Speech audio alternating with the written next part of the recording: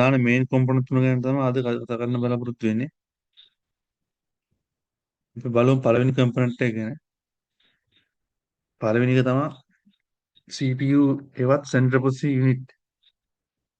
අපි ඒකට කියනවා මධ්‍ය සැකසුම් මේකකයේ. මධ්‍ය සැකසුම් මේකකයේ.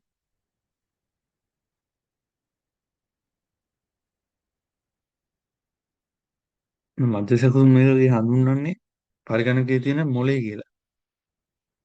පරිගණකයේ තියෙන ප්‍රධාන මොලේ තමයි CPU එක. එහෙම නැත්නම් මධ්‍ය සැකසුම් මේකකයේ.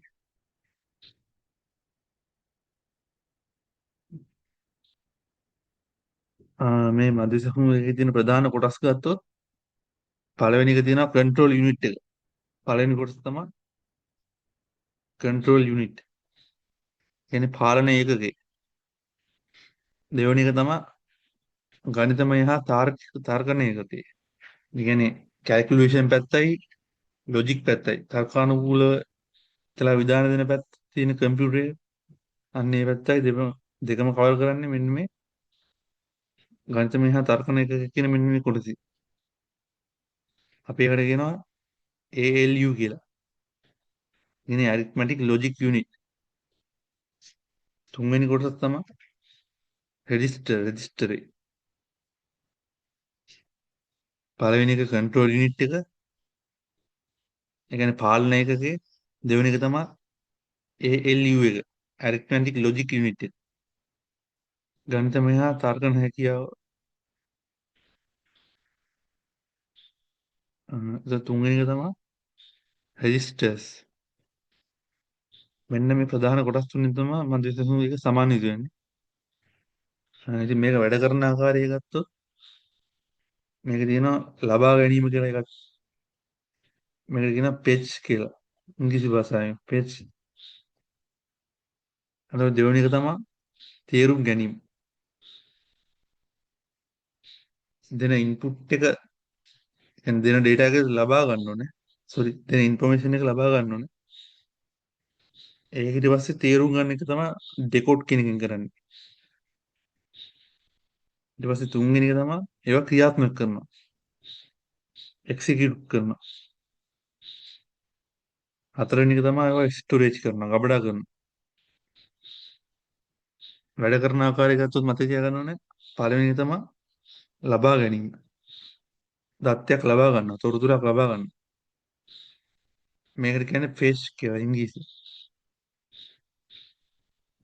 දෙවෙනි එක තමයි තේරුම් ගැනීම. ඒ දෙන තොරතුර තේරුම් ගන්න ඕනේ CPU එක විසින්. කියන්නේ ප්‍රධාන පරිගණකයේ ප්‍රධාන මොලේ විසින් ඒක තේරුම් ගන්න ඕනේ. දැන් දෙන්නේ මේ වෙලාවට කැල්කියුලේෂන් පැත්තක් දෙන්නේ. ඊළඟ ටික තේරුම් ගන්න හැකියාව තමයි මේ CPU එක හරහා කරන්නේ. ඒතර තුන්වෙනි එක තමයි ක්‍රියාත්මක කරනවා. ඒ තේරුම් අරන් ඒක ක්‍රියාත්මක කරනවා. ඒකට කියන්නේ එක්සිකියුට් කරනවා කිය. හතරවෙනි කරුණ තමයි ස්ටෝර් කරනවා. data or information ස්ටෝර් කරනවා. ගබඩා කරලා තියනවා.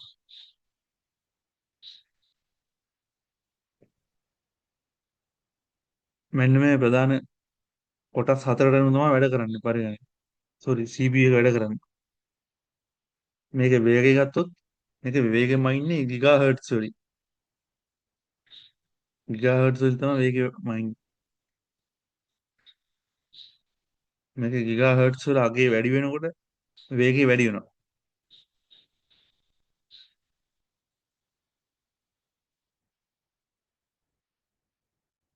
ගිගාහර්ට්ස් වල අගේ වැඩි වෙන තරමට වේගය වැඩි වෙනවා. එතන මේකේ විශේෂත්වය තමයි මේ CPU එකේ වේගය වැඩි වෙන තරමට පරිගණකයේ ක්‍රියාකාරීත්වය වේගවත් වෙනවා. අපි මේකට කියනවා ක්ලොක් ස්පීඩ් එක කියලා කියන්නේ ඉංග්‍රීසි භාෂාවෙන්. අපි බලමු CPU එකේ CPU එක වැඩ කරලා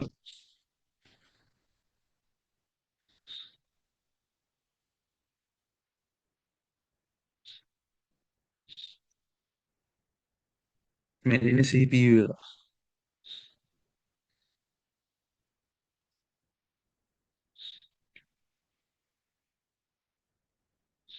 මෙන්න මේ පොඩි චිප් එක වගේ තියෙන මේකට තමයි කියන්නේ CPU එක කියලා. මේක තියෙන්නේ මේක තියෙන මදර් බෝඩ් එකේ පැත්ත තමයි හැක්කලා තියෙන්නේ.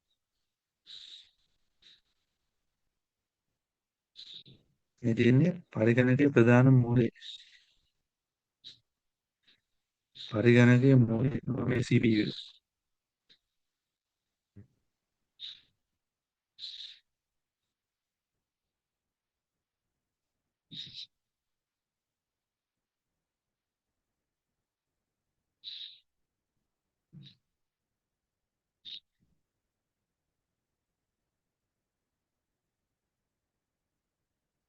මෙන්න මේ පොඩි සමහරවල් කොටු මේක තමයි CPU එක කියලා කියන්නේ.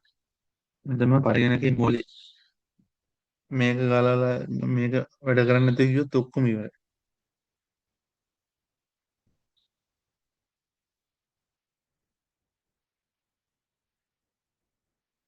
කම්පියුටරයක් ඔන් කරලා එතන නම් දෙන කමාන්ඩ්ස් වලින් කම්පියුටර් ඔන් වෙන්නේ. ඒක අපි දෙන කමාන්ඩ්ස් වල කම්පියුටර් වැඩ කරන්නේ. මේ ඔක්කොම ඊට පස්සේ අපි දෙන කමාන්ඩ් එක තේරුම් ගන්න මෙන්න මේ CPU එක කරා. අපි දැන් මේක ටයිප් කරොත් එම මොකක් නම ටයිප් කරොත් ඒක තේරුම් ගන්න නේම් එකක් කියලා. හරි ඒක ඒච් එකක් කියලා තේරුම් ගන්න එක. ඒතර එකතු කරන සංඛ්‍යා දෙයක් දීලා කැල්කියුලේෂන් පැත්ත කරන්න කිව්වොත් ඒක තේරුම් ගන්න මේ ඇරිත්මැටික් ලොජික් ට්‍රික් මෙන්න මේක කියලා තමයි තේරුම් ගන්න.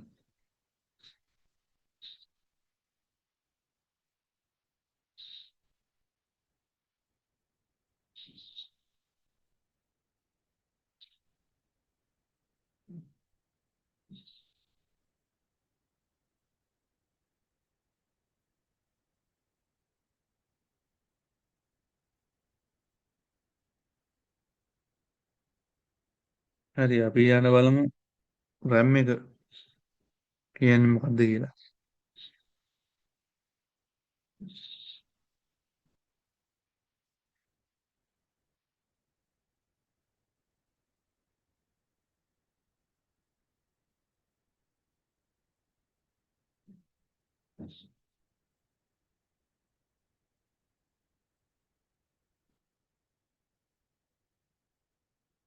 මම දැන් උදාහරණයක් කරන් පෙන්නන්නම්. මෙන්න මේ Windows key එක press කරලා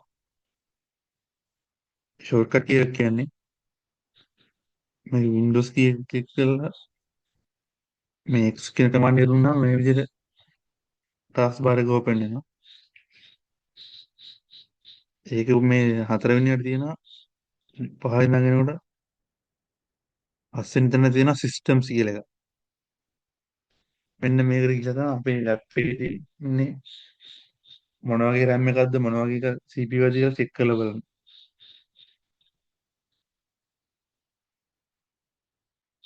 මේ දැන් මෙතන තියෙනවා processor කියලා තියෙන්නේ processor 11 gen Intel Core i7 මේ තමයි CPU එක. CPU clock speed කියන්නේ මේ තියෙන්නේ 2.86 GHz. මෙන්න මේක තමයි මේ CPU එකේ clock speed එක මන්නේ.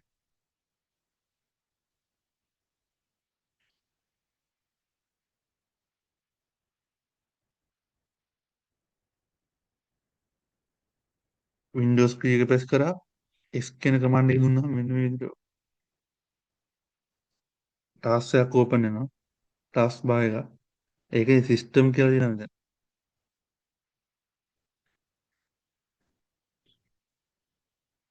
මේ දැන් install RAM කියලා තියෙන දැන් RAM එක ගහලා තියෙන 8 GB RAM එක.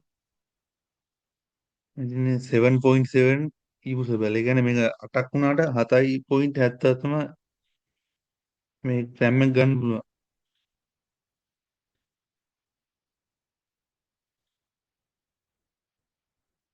මේ දින අපේ ලැප් එකට ඉන්ස්ටෝල් කරලා තියෙන RAM එක තමයි 8 GB කියලා තියෙන්නේ.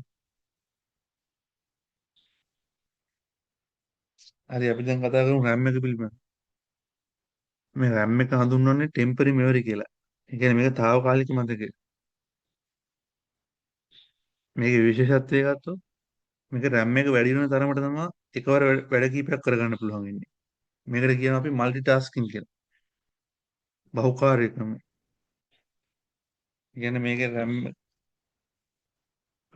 RAM එක වැඩි නම් ඒ කියන්නේ RAM එක 8 GB 16 GB වගේ තියෙනවා නම් මේකෙන් ගොඩක් කාර්ය ප්‍රමාණයක් කරගන්න පුළුවන් එකවර. දැන් 2 GB වගේ RAM එකක් තිබ්බොත් ඒක දිනු කරගන්න බෑ. ඒ මොකද මේක ස්ලෝ මෝෂන් ස්ලෝ වෙනවා ඒක. ස්ටක් වෙලා ලැප් එකේ ලෙඩ දෙන්න ගන්නවා. ඒකයි කියන්නේ කම්පියුටර් එකක් ගද්දිම RAM එක 8 GB වලින් උඩ ගන්න කියන්නේ.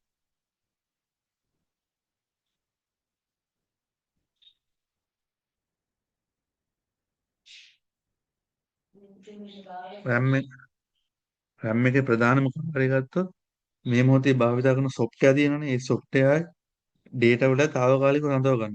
data తాවකාලිකව රඳව ගන්නවා. මේකට තමයි temporary memory කියන්නේ.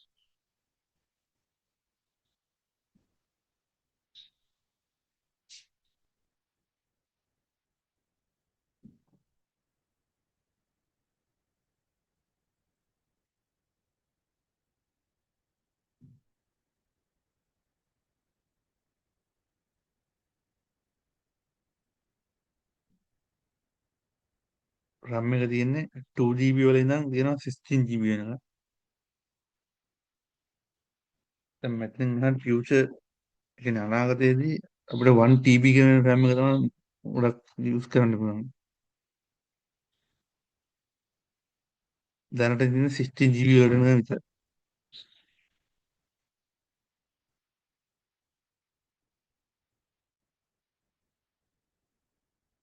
මේ RAM එක ප්‍රධාන කොටස් දෙකකට තියෙනවා. ඒ කියන්නේ නස්ස මතකේ පෙර කියනවා නස්ස මතකය හා නස්ස නොවන මතකය.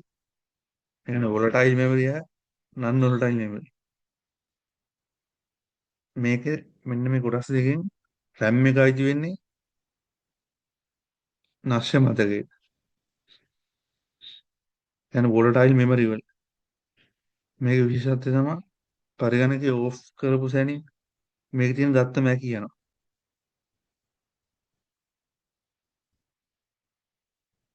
දැන් non volatile වලදී එහෙම නෙමෙයි ඕෆ් කරපු සැනින් දත්ත මැකී යන්නේ නැහැ.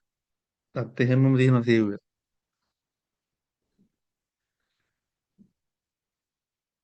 මේ RAM එකේ තියෙන ප්‍රධාන වැදගත්කම තමයි RAM එකේ ප්‍රමාණය වැඩි වෙන තරමටම මුද්‍රකාංග කිහිපයක් වේගෙන් ක්‍රියාත්මක කරන්න පුළුවන්. වේගෙන් වැඩ කරන්න පුළුවන්.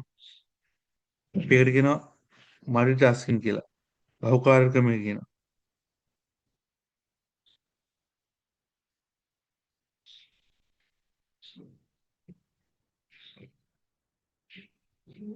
RAM එකකුත් ඒ වගේ වැඩ ආරම්භ වෙන්න. RAM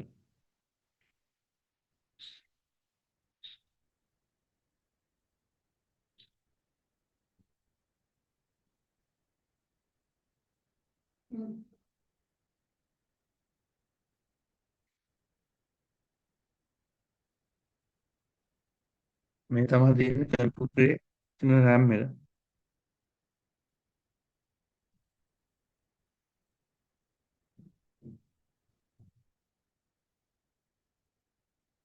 මෙන්න මේ විදිහට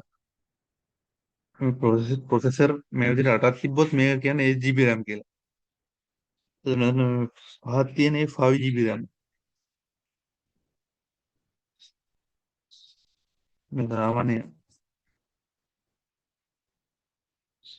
16GB වගේ තියෙන ගොඩක් ඩෙස්ක්ටොප් මැෂින් වල PC වල තමයි තියෙන්නේ.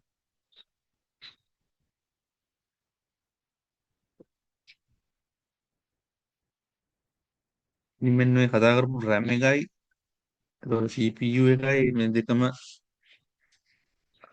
කම්පියුටරේ හයි කරන්නේ අපි මදර්බෝඩ් එක කරා මදර්බෝඩ් එකට තමයි කනෙක්ට් කරන්නේ.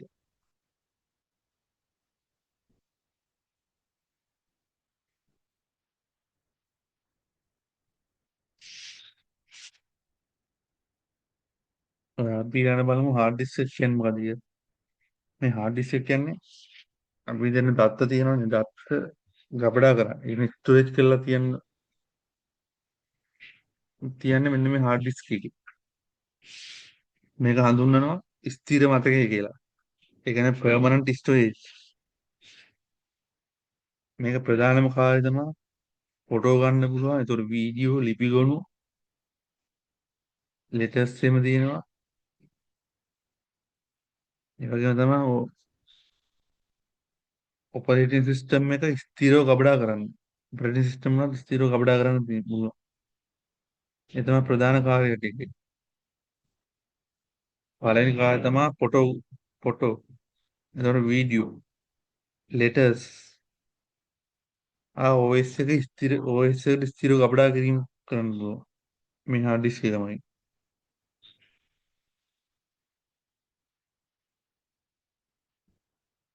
හ්ම්.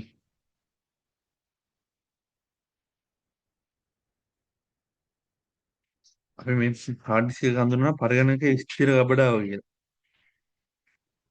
ඒ කියන්නේ අපි සේව් කරන සියලුම ගොනු මේ සුරක්ෂිතව ගබඩා වෙන එක තමයි කරන්නේ. ගබඩා වෙන එක තමයි වෙන්නේ මේ. මේක තියෙන විශේෂත්වය තමයි පරිගණක ඕෆ් කරත් මේකේ තියෙන දත්ත මැකී යන්නේ නැහැ. මේක නන් වලටයි. මේක ධාරිතාවය ගත්තොත් මේකේ තියෙන ටෙරාබයිට් කියලා. 1 TB 5 TB ඒ විදිහට ටෙරාබයිට් වලින් දිනනවා. එහෙම නැත්නම් GB වලින් තියෙනවා ගිගාබයිට් වලින්. මෙන්න මේ ගිගාබයිට් වලින් මයින් කරනවා. ඒ කියන්නේ හાર્ඩ් ඩිස්ක් එකේ ධාරිතාවමයින ප්‍රධාන ක්‍රම දෙකක් තියෙනවා. ඒ කියන්නේ පළවෙනි එක තමයි ටෙරාබයිට්. දෙවෙනි එක තමයි ගිගාබයිට්.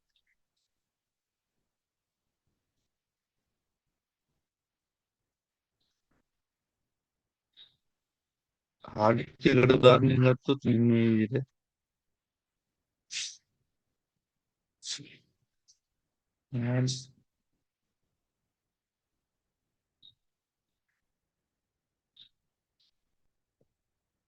හાર્ඩ් ඩිස්ක් එක මෙන්න මේ විදිහට තියෙනවා.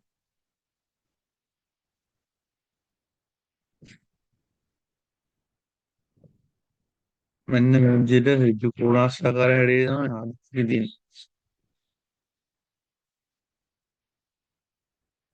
ඒක ඇතුලේ තියෙනවා මෙන්න මේ විදිහට CD තැටිය වගේ රවුන්ඩ් තැටියක් තියෙනවා. මේකට කියනවා දුර තැටිය කියලා. ඉතින් මෙහෙම එන්නේ රිබන් එක. මේ රිබන් එක හරහා තමයි මේ මැද තියෙන දුර තැටියට කනෙක්ට් කරලා මේ හાર્ඩ් ඩිස්ක් එක වැඩ කරන්නේ.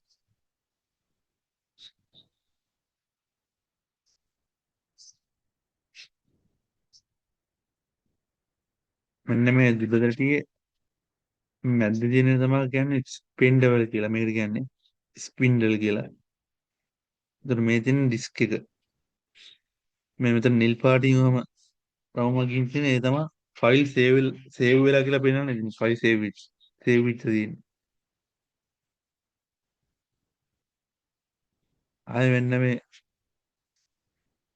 මෙන්න මේ ත්‍රිකෝණාකාර හැඩයේ තියෙන්නේ මෙන්න ඒකට කියන්නේ ඇක්චුවර් එක කියලා.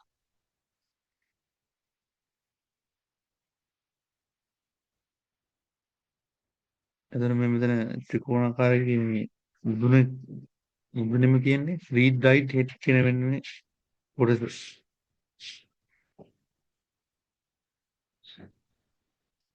මේ තියෙන අපි hard disk එක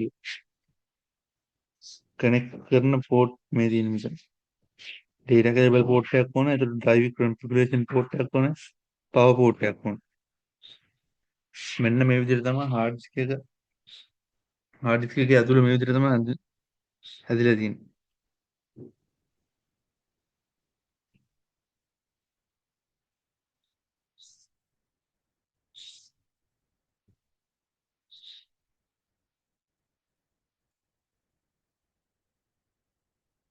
හොඳයි අද අපි වීඩියෝ එකේදී කතා කරා central processing unit එකක් CPU එකක් කියන්නේ මොකක්ද? ඒකේ තියෙන ප්‍රධාන කාර්යය මොනවද? ඒකේ විශේෂත්වය මොනවද කියලා කතා කරා. ඒක RAM එකක් කියන්නේ මොකද්ද? RAM එක කොහොමද වැඩ කරන්නේ? දත්ත රඳවාගන්නේ කොහොමද? ඒ විතර ටික කතා කරා. එතකොට දත්ත අපි ඊළඟට කතා කරා දුරත ටික විතරනේ. ඒ කියන්නේ hard disk එක. මේක දත්ත ස්ථිරව ගබඩා කරන්නේ කොහොමද? මේක වැඩ කරන්නේ කොහොමද? ඉතින් මේක එක්සැම්පල් ටිකක් කතා කරා. අපි ඊළඟ වීඩියෝ එකේදී කතා කරන්නේ software එකක් කියන්නේ මොකක්ද? software කියන්නේ මොකද්ද? software වර්ග මොනවද? application software කියලා දෙනවා. ඒතකොට system software කියලා දෙනවා. අන්නේ software පිළිබඳව ඒ software වලින් කරන කාර්යයන් පිළිබඳවයි කොහොමද ඒතර කම්පියුටර් software වැඩ කරන්න අපි ප්‍රමාණ දෙන්නේ කොහොමද? අපි ඒ විස්තර ටික ඊළඟ වීඩියෝ එක කතා කරනවා. ඉතින් ඊළඟ වීඩියෝ එකේ හමුවීම